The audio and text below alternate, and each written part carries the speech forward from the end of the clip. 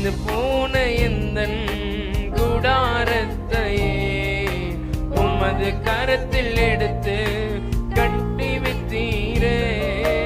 உடைந்து போன எந்தன் கூடாரத்தையே உமது கரத்தில் எடுத்து கட்டி வித்தீரே.